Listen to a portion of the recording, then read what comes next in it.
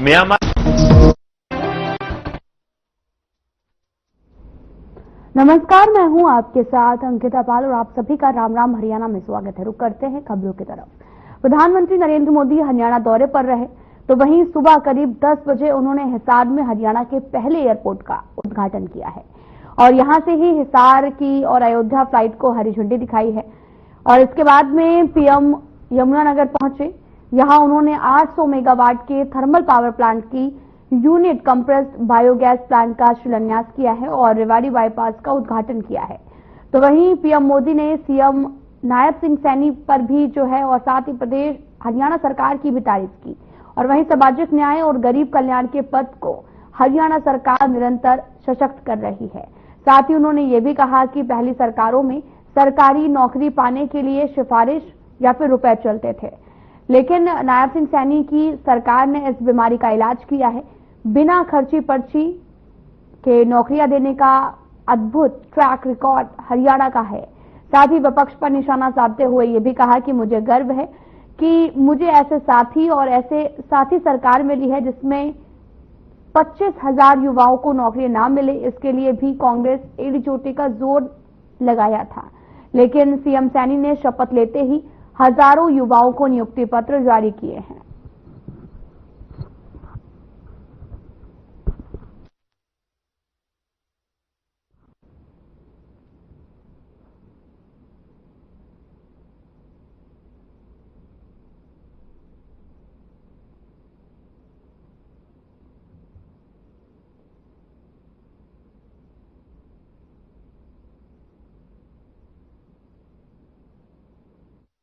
Terminal के निर्माण कार्य की शिला पट्टिका का सामाजिक न्याय के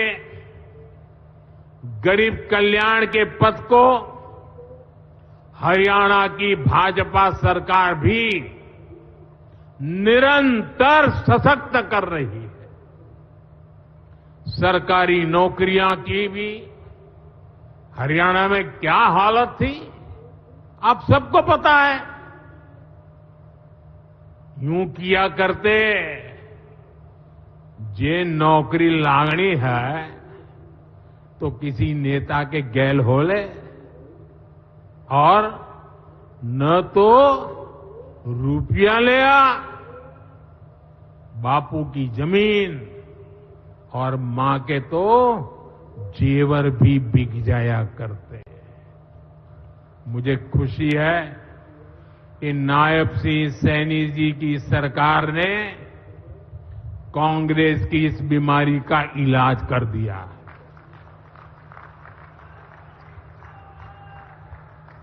बिना खर्ची बिना पर्ची के नौकरियां देने का जो ट्रैक रिकॉर्ड हरियाणा का है वो अद्भुत है और मुझे गर्व है कि मुझे ऐसे साथी मिले हैं, ऐसी साथी सरकार मिली है।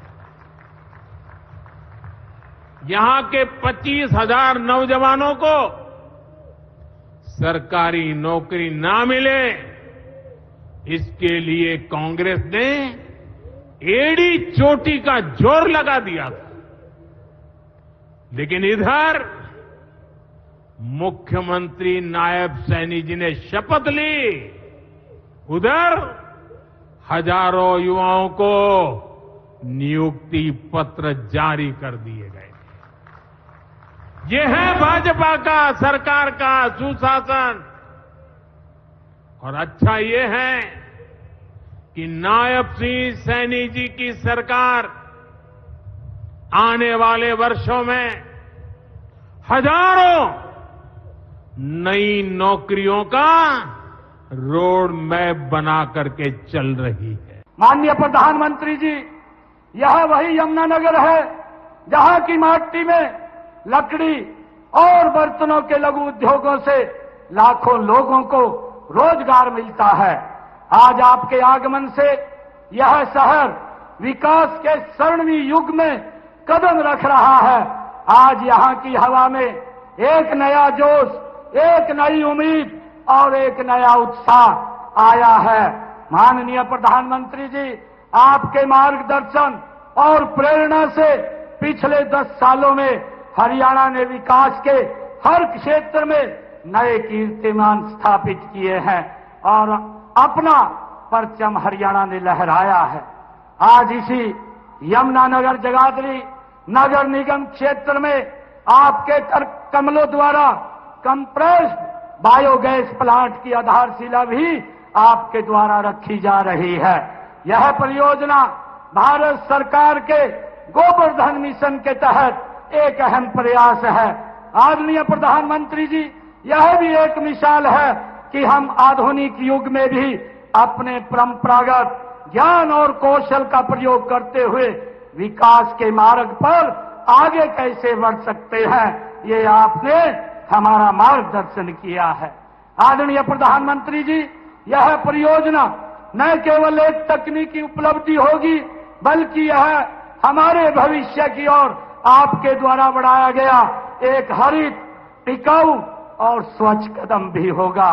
माननीय प्रधानमंत्री जी, हरियाणा आपके नेतृत्व में डबल इंजन की सरकार से चल रहा था, लेकिन अब हरियाणा की जनता के आशीर्वाद से आपके मार्गदर्शन में हरियाणा में ट्रिपल इंजन की सरकार है। हमारी तीसरी पारी में हरियाणा अब 3 गुना गति की रफ्तार से आगे बढ़ रहा है।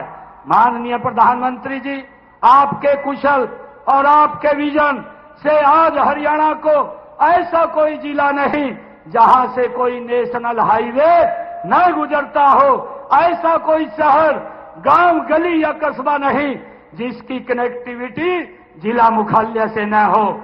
और आज आपके आशीर्वाद से इसमें एक और महत्वपूर्ण कड़ी जुड़ रही है, रेवाड़ी बाईपास परियोजना की। मैं इसके लिए भी हरियाणा की जनता की ओर से आपका धन्यवाद करता हूं, हृदय से आपका आभार व्यक्त करता हूं। आदरणीय प्रधानमंत्री जी, हरियाणा ने पिछले 10 सालों में हर क्षेत्र में अलग अलग उपलब्धियां हासिल की है, अपनी एक अलग पहचान बनाई है, अपनी एक अलग जगह बनाई है। माननीय प्रधानमंत्री जी, आपने ऊर्जा को राजनीति से हटकर राष्ट्र नीति में बदला है। आज हरियाणा में बिजली के क्षेत्र में क्रांतिकारी बदलाव आया है। पिछले 10 वर्षों में हमारे बिजली उपकरणों का घाटा 30% से घटकर केवल 10.4% रह गया है। यह चमत्कार संभव हो पाया है आपके द्वारा शुरू की गई उदय स्कीम से ये संभव हो पाया है। हाल ही में जारी वर्ष 2023-24 की राष्ट्रीय रैंकिंग में मुझे खुशी है आपको बताते हुए हमारा हरियाणा का उत्तर हरियाणा बिजली वितरण निगम ने पूरे देश में प्रथम स्थान प्राप्त किया है। इतना ही नहीं, पूरे देश में दूसरा स्थान हमारे दक्षिणी हरियाणा बिजली वितरण निगम को मिला है। हमारे राज्य के लिए यह एक ऐतिहासिक उपलब्धि है। माननीय प्रधानमंत्री जी, हमारे पूर्व में मुख्यमंत्री श्री मनोहर लाल जी ने हरियाणा में हमारा गांव जगमग गांव योजना के तहत 24 घंटे बिजली देने का प्रावधान हरियाणा में किया है। मुझे गर्व है कि आज 5,870 गांव में 24 घंटे बिजली की आपूर्ति की जा रही है। बाकी बचे 1,366 गांवों को इस योजना का लाभ लेने के लिए प्रोत्साहित करने के लिए शीघ्र ही हम एक नई स्कीम शुरू करेंगे। माननीय प्रधानमंत्री जी, हरियाणा आपको अपना मानता है, अपना समझता है और हक से माननीय प्रधानमंत्री जी आपसे अपनी बात कहता है। जब आप पीछे चुनाव के दौरान हरियाणा में आए थे, तब आपने हरियाणा की सेवा करने के लिए जनता से आशीर्वाद मांगा था। माननीय प्रधानमंत्री जी, हरियाणा के लोगों ने तीसरी बार ऐतिहासिक और पूर्ण बहुमत की सरकार का आशीर्वाद देकर बता दिया है कि हरियाणा के लोग आपके साथ हैं।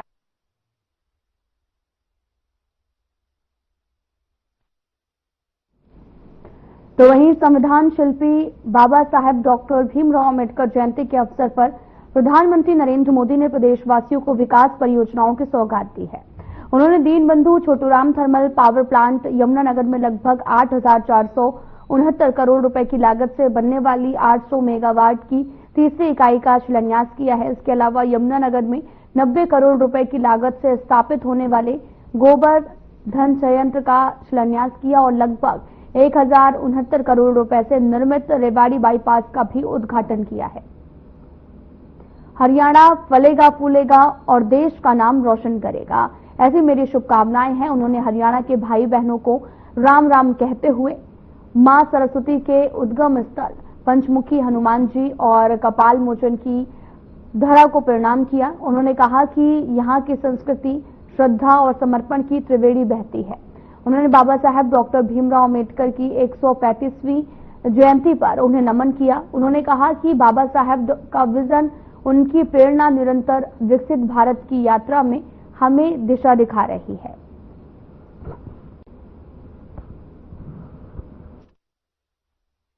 आज हम सब हरियाणा वासियों के लिए ये बहुत बड़ा दिन है, बहुत शुभ दिन है।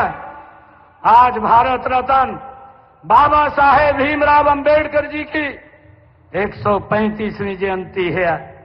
मैं उन्हें कोटि कोटि नमन करता हूं। इस शुभ दिन पर किसानों और मजदूरों के मसीहा दीनबंधु सर चौधरी छोटूराम जी के नाम पर स्थापित थर्मल पावर प्लांट में आपके कर कमलों द्वारा 800 मेगावाट की अल्ट्रा सुपर क्रिटिकल यूनिट की आधारशिला भी अभी रखी जाएगी। मैं इसके लिए आपका पुनः बहुत बहुत धन्यवाद करता हूं। आदरणीय प्रधानमंत्री जी, इसके लिए मैं हरियाणा सरकार की तरफ से और हरियाणा वासियों की तरफ से आपका धन्यवाद करता हूं। साथियों, हरियाणा लगातार तीसरी बार डबल इंजन सरकार के विकास की डबल रफ्तार को देख रहा है और अब तो सैनी जी कह रहे हैं ट्रिपल सरकार। विकसित भारत के लिए विकसित हरियाणा, यह हमारा संकल्प है। इस संकल्प की सिद्धि के लिए, हरियाणा के लोगों की सेवा के लिए, यहां के युवाओं के सपनों को पूरा करने के लिए हम ज्यादा स्पीड से, ज्यादा बड़े स्केल पर काम करते रहते हैं। आज यहां शुरू हुई विकास परियोजनाएं, ये भी इसी का जीता जागता उदाहरण है। मैं हरियाणा के लोगों को इस विकास परियोजनाओं के लिए बहुत बहुत बधाई देता हूं।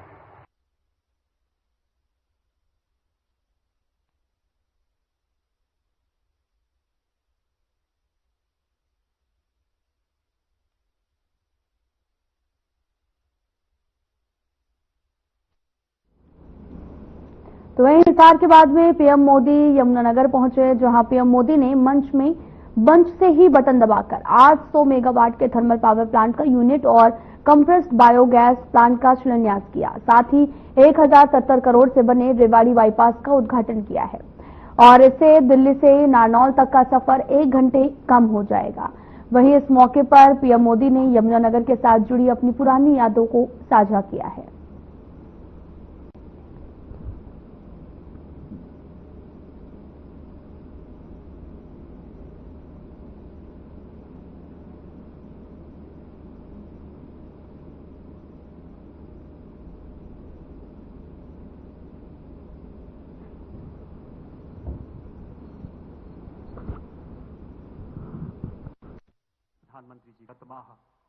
माननीय प्रधानमंत्री जी, यह वही यमुनानगर है जहां की माटी में लकड़ी और बर्तनों के लघु उद्योगों से लाखों लोगों को रोजगार मिलता है। आज आपके आगमन से यह शहर विकास के स्वर्णिम युग में कदम रख रहा है। आज यहां की हवा में एक नया जोश, एक नई उम्मीद और एक नया उत्साह आया है।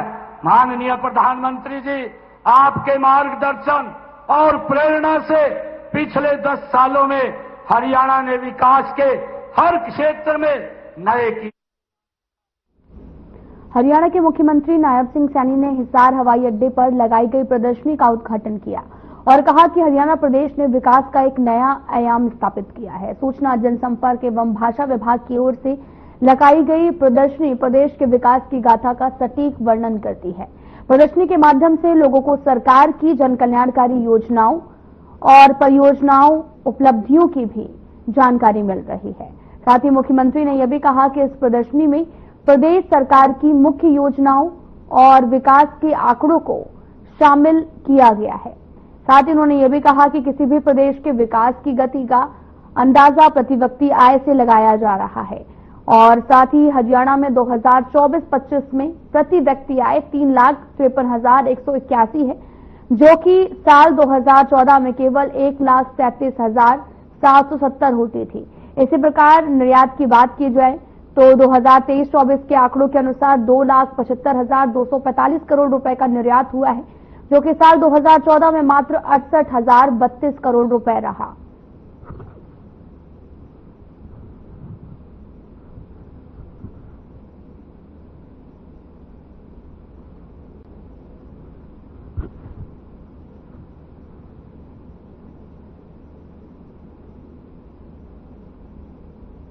हिसार से अयोध्या के लिए फ्लाइट की शुरुआत हो चुकी है। पहली फ्लाइट से लोग अयोध्या भी पहुंचे हैं और फ्लाइट लेने से पहले लोगों ने अपनी बात का इजहार भी किया है।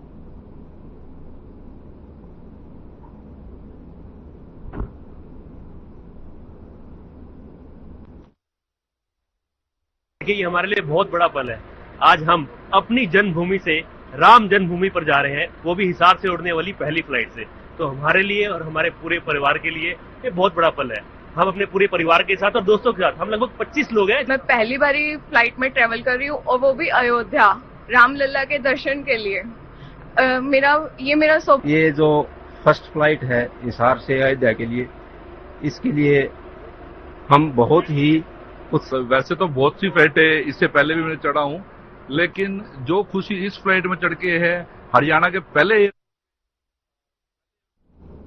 इंद्री के अनाज मंडी में खाद्य और आपूर्ति विभाग के मंत्री राजेश नगर का काफिला अचानक से इंद्री अनाज मंडी में पहुंच गया। जैसे ही इस बात की भनक अधिकारियों को लगी तो आनन फानन में सभी अधिकारियों और कर्मचारी मौके पर पहुंचे।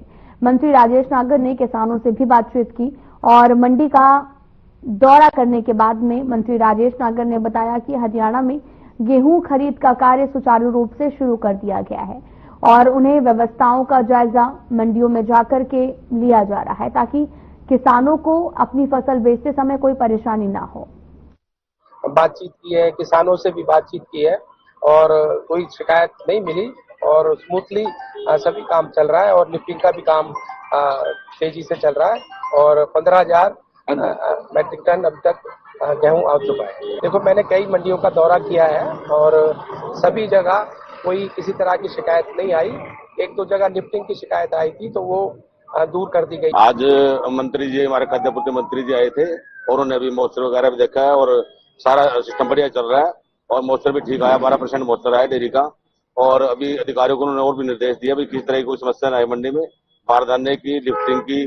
बार डीएफएस साहब को भी उन्होंने बोला है, सेक्रेटरी साहब को बोला है भी कोई भी किसान को कोई परेशानी न हो, आढ़तियों को कोई परेशानी न हो, मजदूर को कोई परेशानी न हो। और बहुत ही मंत्री जी बहुत बढ़िया कार्य कर रहे हैं, सब मंडियों को दौरा कर रहे हैं और पूरे सचेत है और अधिकारी भी है जो अपना काम बड़े अच्छे तरीके से कर रहे हैं और बढ़िया काम चल रहा है। मंत्री जी अचानक आए हमारी मंडी में, गड्ढे में पूर्ति मंत्री, और उन्होंने डेयरी का मॉइस्चर भी चेक करा, मॉइस्चर भी ठीक आया और उन्होंने लोडिंग के बारे में और सब जो भी है उनके सब के बारे में पूछा और ठीक ठाक यहाँ पर चल रहा है और ऐसी कोई तंगी नहीं है, सब ठीक। क्या लगता है इस तरीके से अचानक दौरा करना, सरकार कैसे कार्य कर रही है?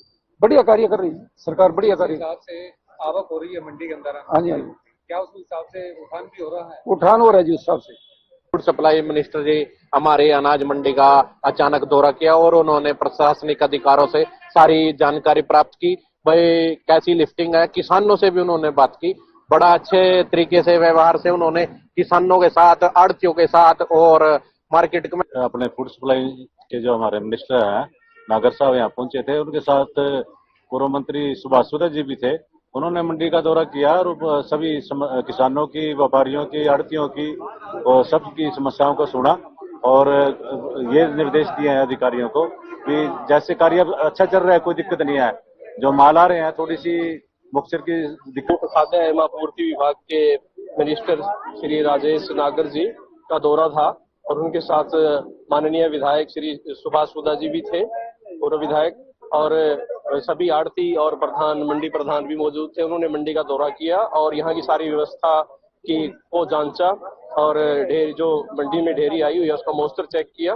मॉइस्चर लगभग 12.7 था और उन्होंने एक खरीद एजेंसी जैसे कि फूड सप्लाई और हैफेड से भी जानकारी ली सारी।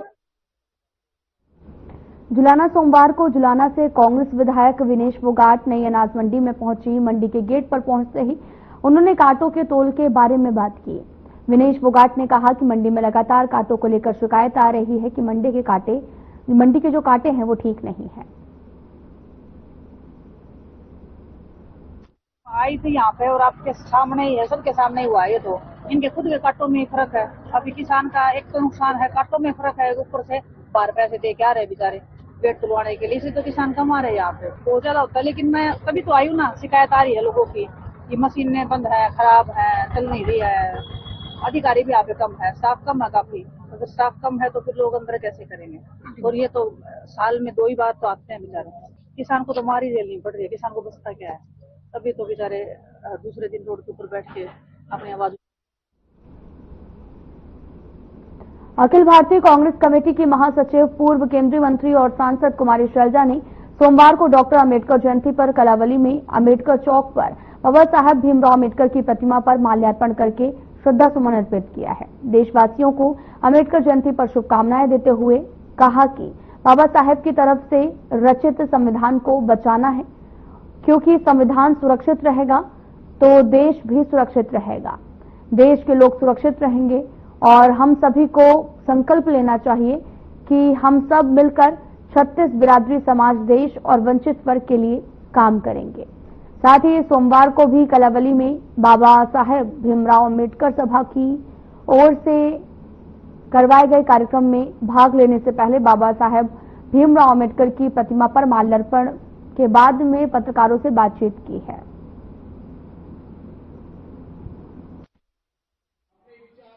टोटल है किसान बेचारा, उसका अनाज कहाँ गिर, कहाँ संभाल के रखेगा, मटका बनेगी, कैसे बात आना पूरा दिमाग में। पहले बड़े बड़े वायदे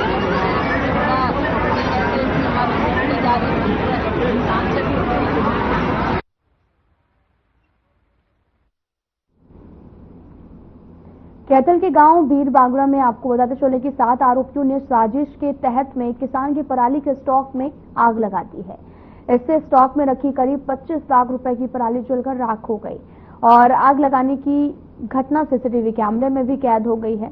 इस संबंध में किसान ने राजौर थाने में 7 आरोपियों के खिलाफ शिकायत भी दर्ज की है और पुलिस ने शिकायत के आधार पर आरोपियों के खिलाफ मामला दर्ज किया है।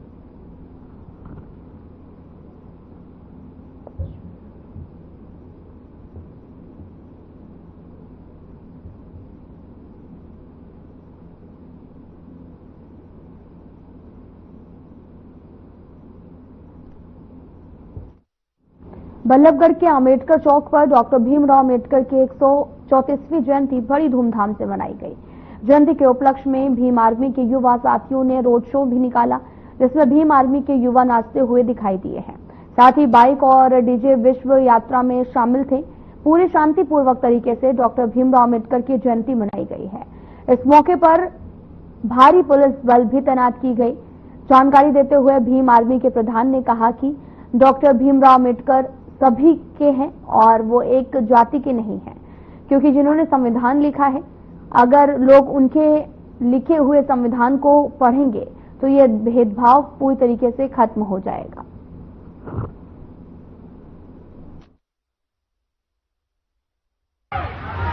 आज ऐसे महामानव का जन्मदिन है कि किसी ने देश और दुनिया को संदेश दिया है और खासकर सभी टुकड़ों को शिक्षा का जो हथियार दिया है, जिनको पढ़ने का अधिकार नहीं था उनको पढ़ने के दरवाजे खोल दिए। वो चाहे जितना पढ़े, देश में पढ़े विदेश में पढ़े और पढ़ करके अपने देश का अपने समाज का नाम रोशन करे। ऐसी सोच हमारे बाबा साहब की। लगातार लोग जो है फूलमाला पहनाने के लिए पहुंच रहे हैं, बड़ी खुशी का जो है लोगों के अंदर उत्साह देखने को मिल रहा है। क्या कहेंगे और इसको लेकर के भी? बाबा साहब का जो मिशन है, जो विचारधारा थी, जो मनुवादी लोगों ने तबाह की थी, आज वो सोशल मीडिया के माध्यम से और किताबों के माध्यम से, मैं तो सभी धर्म के लोगों से अपील करूंगा कि बाबा साहब के जन्म दिवस पे कि वो बाबा साहब को पढ़ें। सबसे पहले मैं अनूपगढ़ विधानसभा क्षेत्र के सभी क्षेत्रवासियों को बाबा साहब के जन्मदिवस की बधाई शुभकामनाएं देता हूं। और जो रास्ता उन्होंने देश के नौजवानों को दिखाया, जो इतिहास में जो संविधान उन्होंने लिखा, जिसके आधार पर आज भी हमारा देश चल रहा है, और हमेशा नौजवानों को एक संदेश देने का काम करा कि लोकतंत्र को बचा के रखना है और संविधान के अनुसार इस देश को चलाना है। और आज की युवा पीढ़ी निश्चित रूप से उनके आदर्शों पर चल रही है।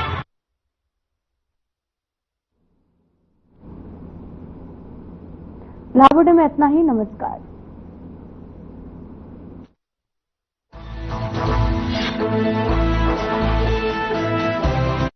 प्यार